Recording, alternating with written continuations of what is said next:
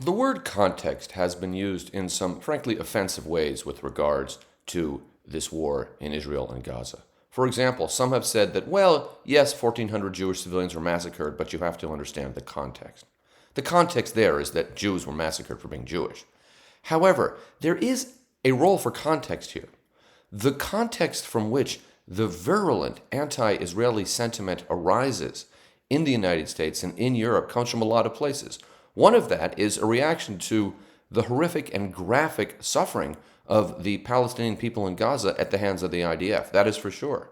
The other, if we're going to be frank about it, is a latent and sometimes not so latent anti-Semitism. And another reason that we also should remember is that for Americans and Europeans under the age of 40, say, the face of Israel for most of their lives has been Benjamin Netanyahu. And Benjamin Netanyahu is a deeply destructive figure.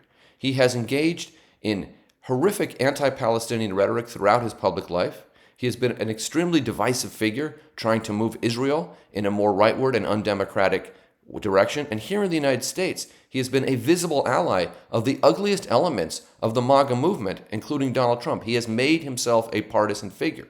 And while none of that should excuse anti-Semitism, it is something we have to understand if we want to understand the reaction to this conflict.